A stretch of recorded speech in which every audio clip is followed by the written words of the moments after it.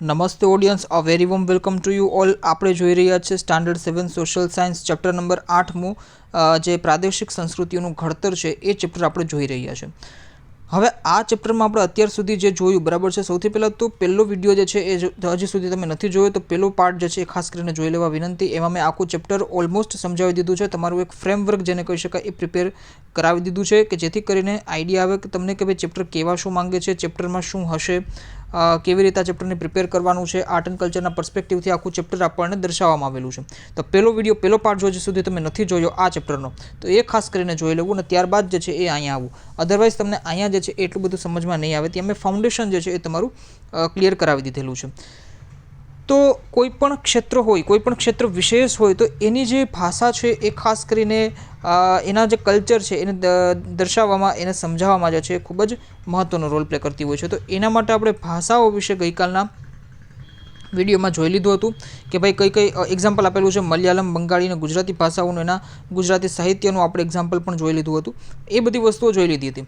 બીજો એસ્પેક્ટ જે છે ખાસ કરીને સંસ્કૃતિના ઘડતરમાં, સાંસ્કૃતિક ઘડતરમાં બીજો એસ્પેક્ટ જે છે એ છે ખાસ કરીને ભારતના ઉત્સવો, કે જેને ખાસ કરીને એવું આપણે કહી શકીએ કે ભાઈ રિલિજિયસ ટ્રેડિશન બરાબર છે. કેમ કે જે કોઈ પણ અલગ અલગ જે ટ્રેડિશન છે ભારતમાં, જે અલગ અલગ સંપ્રદાયો છે એના જે ઉત્સવો છે, અને આ બધા ઉત્સવો કોના ઉપર ડિપેન્ડન્ટ છે તો કે ભાઈ એક ક્ષેત્રના કલ્ચર ઉપર છે. માની લ્યો કે ઓડિશા છે. સૌથી પહેલું એક્ઝામ્પલ જ અહીંયા આપણને જગન્નાથ રથયાત્રાનું આપેલું છે. ઓડિશા છે માની લ્યો, તો ઓડિશામાં તમે જુઓ કે ભાઈ જગન્નાથ રથયાત્રાનું ખૂબ જ મહત્ત્વ છે. હવે એ કેવી રીતે છે તો કે ખાસ કરીને એ જ ક્ષેત્રમાં, પર્ટિક્યુલર એ જ રાજ્યમાં અથવા એ જ ક્ષેત્રમાં એવો કોઈ પણ હિસ્ટોરિકલ ઇવેન્ટ થયો હોય કે જેનાથી આ જગન્નાથ રથયાત્રા જે છે એની શરૂઆત થઈ હોય. હવે આ વસ્તુ જે છે ખાસ કરીને કોના ટાઈમ પિરિયડમાં, કયા રાજાના ટાઈમ પિરિયડમાં, એ જ બધી વસ્તુ આપણે અહીંયા યાદ રાખવાની છે. અને એ વસ્તુ જે છે આપણે સમજવાની છે. તો એ ઉત્સવો આપણને શું સમજાવવા માંગે છે તો એ પોતાની રાજ્યની, પોતાના ક્ષેત્ર વિશેષની ખાસ કરીને સંસ્કૃતિને સમજાવવાની કોશિશ કરે છે. કે ભાઈ અહીંયા એક એક્ઝામ્પલ હું તમને આપું કે ભાઈ જગન્નાથ રથયાત્રામાં તમે જુઓ કે ભાઈ લાકડાની મૂર્તિઓ જે છે એનો ઉપયોગ કરવામાં આવતો હોય છે. અને હાલમાં પણ તમે જગન્નાથ પુરીના મંદિરમાં જો તમે વિઝિટ કરેલું હોય અને ખાસ કરીને તમે ત્યાં મતલબ દર્શન કરેલા હોય તો તમે જોશો કે ત્યાં લાકડાની મૂર્તિનો ઉપયોગ થાય છે અત્યારે પણ. હવે આ જે લાકડાની મૂર્તિની શરૂઆત ક્યાંક ને ક્યાંક તો થઈ હશે ને ભાઈ, અને એ કેવી રીતે થઈ છે એ બધી વસ્તુઓ જે છે એ એની પોતાની સંસ્કૃતિને અલગ કરે છે. તમે જુઓ કે અત્યારે જ્યાં ધાતુના વિગ્રહ હોય, મતલબ ધાતુની મૂર્તિ હોય, આઈડલ મેટલ્સની હોય, સ્ટોનની હોય, પથ્થરની હોય, પણ એવામાં જગન્નાથમાં જે છે એ ખાસ કરીને લાકડાની મૂર્તિનો ઉપયોગ શું કામ કરવામાં આવે છે? મતલબ એ જે છે એ ખાસ કરીને ડિસ્ટિંક્શન જે છે એ બની જાય છે. પોતાની સંસ્કૃતિને જે છે એ અલગ એક રિપ્રેઝેન્ટ કરે છે બરાબર છે. એ જ વસ્તુ જે છે એ ખાસ કરીને ક્ષેત્ર વિશેષની સંસ્કૃતિને રિપ્રેઝેન્ટ કરવાનું કામ જે છે એ ઉત્સવો પણ એટલું જ કરે છે જે રીતે ભાષા કરે છે. ભાષા જે રીતે કરે છે, what I mean to say, ભાષા જે રીતે સંસ્કૃતિને રિપ્રેઝેન્ટ કરવાનું કામ કરે છે એ જ રીતે ઉત્સવો પણ કરે છે. એ વસ્તુ ખાસ કરીને અહીંયા આપણને સમજાવવાની કોશિશ કરેલી છે.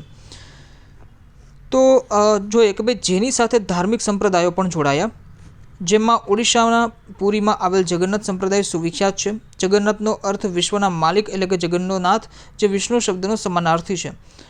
પહેલાં જે છે એ ખાસ કરીને લોકલ દેવતા માનવામાં આવતું હતું, પણ પછી પાછળથી જે છે એ એવું ખાસ કરીને સમજવામાં આવ્યું કે આ જે છે એ વિષ્ણુ ભગવાનનું જ ખાસ કરીને વિષ્ણુ ભગવાન સાથે જોડાયેલો સંપ્રદાય છે, મંદિર છે, જગન્નાથ મંદિર. તો એ વસ્તુ ખાસ કરીને યાદ રાખવાનું છે. અને એ જ કારણથી તમે જો વિષ્ણુ આવ્યું બરાબર છે, તો વિષ્ણુ ભગવાનને જે છે એ ઓલમોસ્ટ ભારતના તમામ લોકો, ભારતીય ઉપમહાદ્વીપના તમામ લોકો જે છે એ માને છે અને જેને કહી શકાય કે ઓળખે છે. તો એ વસ્તુથી ખાસ કરીને જગન્નાથ રથયાત્રા જે છે એ ફેમસ થઈ ગઈ. હવે 12મી સદીના ગંગ વંશના રાજા અનંત વર્મને પુરી ખાતે જગન્નાથ મંદિરનું નિર્માણ કરવાનો નિર્ણય લીધો. ઈસવીસન 1230માં રાજા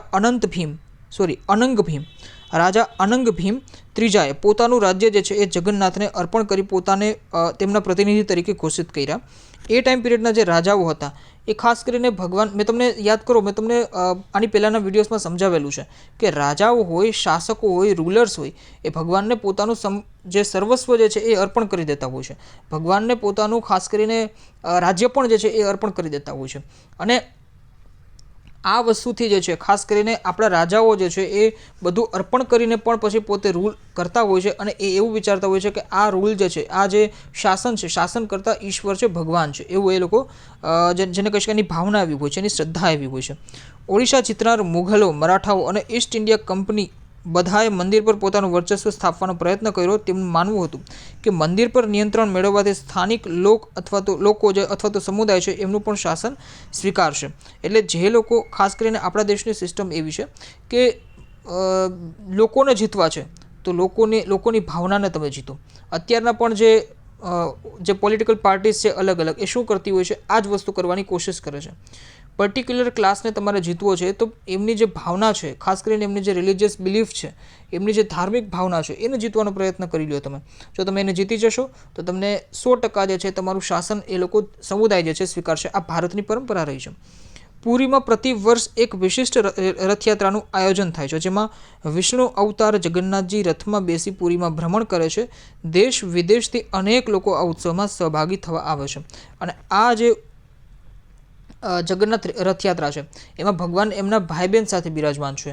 એટલે અહીંયા રાધાજી નથી પણ સુભદ્રાજી છે, એમના ભાઈ બહેન સાથે ભગવાન જે છે એ જગન્નાથજી છે એ બિરાજમાન, મતલબ કૃષ્ણ ભગવાન, બલદેવ અને સુભદ્રાજી છે એ રીતે બિરાજમાન હોય છે. અને ત્રણેય ભાઈ બહેન જે છે એ નગર યાત્રામાં જે છે નીકળે છે, એવું ખાસ કરીને સમજાવવામાં આવે છે.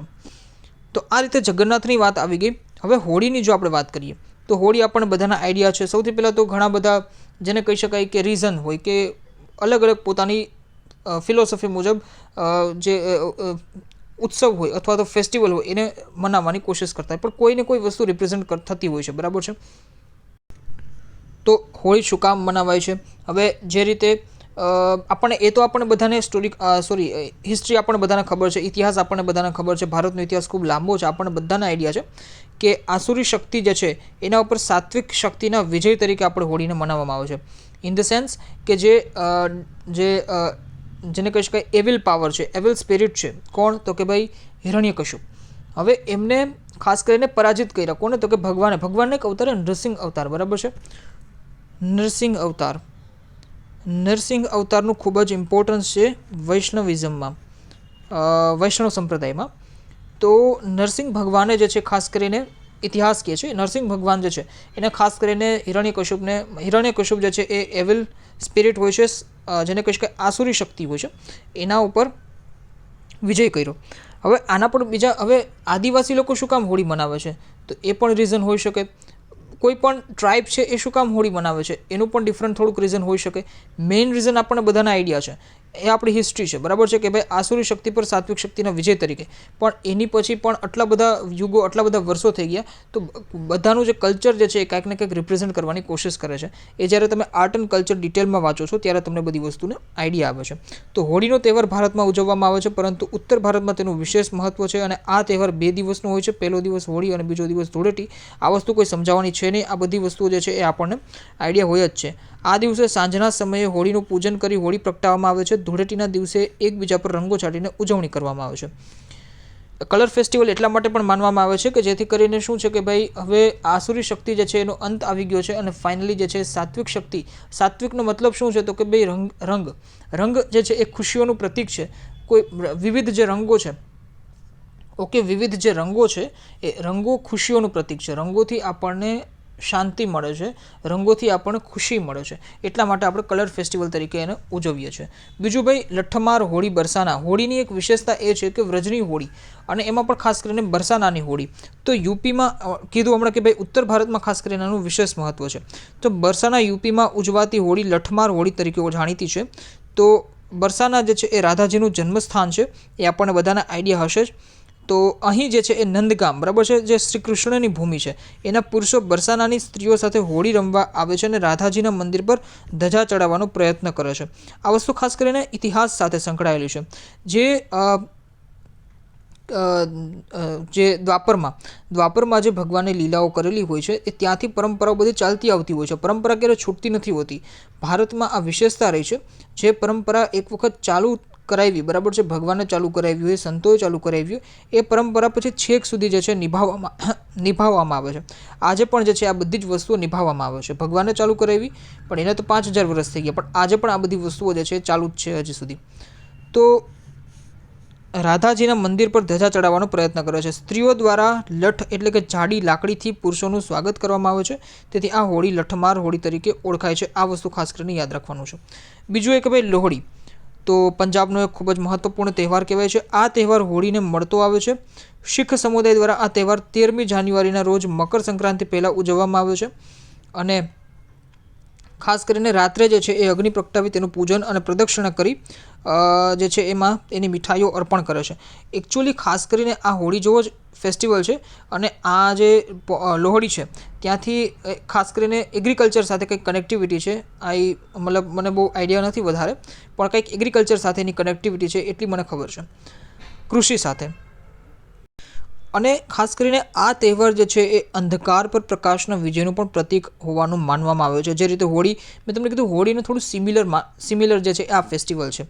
આ તહેવાર ખાસ કરીને પંજાબ, હરિયાણા અને દિલ્હીના આસપાસના વિસ્તારોમાં વસતા શીખ સમુદાય દ્વારા હર્ષોલ્લાસથી ઉજવવામાં આવે છે. પણ અત્યારે તમે જુઓ કે શીખ સંપ્રદાય જે છે, શીખ સંપ્રદાયના લોકો, અનુયાયીઓ જે છે એ ભારત જ નહીં પણ વિશ્વના અનેક ખૂણાઓમાં આપણને જોવા મળે છે.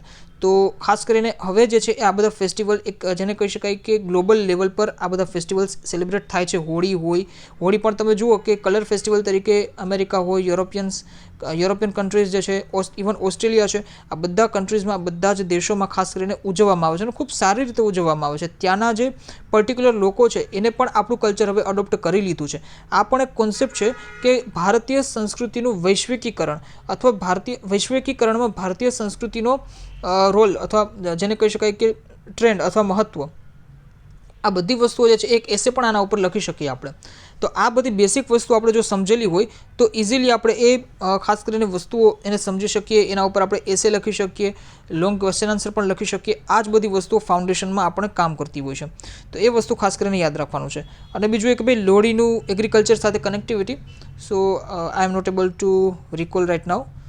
ઓકે, મને જ્યાં સુધી આઈડિયા છે ત્યાં સુધી એગ્રીકલ્ચર સાથે થોડી એની કનેક્ટિવિટી છે, બટ અત્યારે મને એનો આઈડિયા નથી આવતો. પોંગલની જો આપણે વાત કરીએ તો પોંગલ એ તમિલનાડુ રાજ્યનો મુખ્ય તહેવાર છે. તમિલનાડુ ઉપરાંત કર્ણાટક અને આંધ્રપ્રદેશમાં પણ આ તહેવાર આપણને મનાવવામાં આવે છે. પોંગલની ઉજવણી તમિલ મહિના થાઈ, જે તમિલ કેલેન્ડર હોય એના થાઈ એટલે કે જાન્યુઆરી મહિનાનો મધ્યભાગના પ્રથમ દિવસે કરવામાં આવે છે. અને આ દિવસે પોંગલ નામની વાનગી બનાવવામાં આવે છે. એ વસ્તુ ખાસ કરીને અહીં આપણે જોવાનું છે.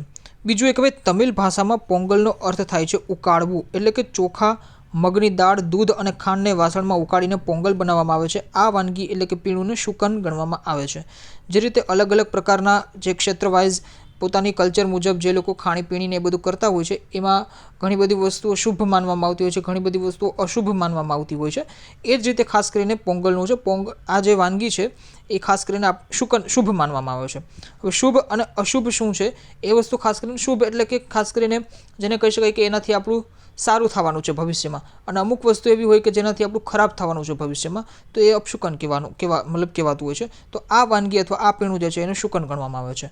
ઓણમની જો વાત કરીએ તો ખાસ કરીને કેરળમાં ઉજવાતો ખૂબ મહત્ત્વનો તહેવાર, ફેસ્ટિવલ જેને કહી શકાય. ઓણમ જે છે એ ખાસ કરીને મલયાલમ કેલેન્ડરના પ્રથમ મહિના ઓગસ્ટ-સપ્ટેમ્બર મહિનામાં 10 દિવસ સુધી ઉજવાતો તહેવાર છે.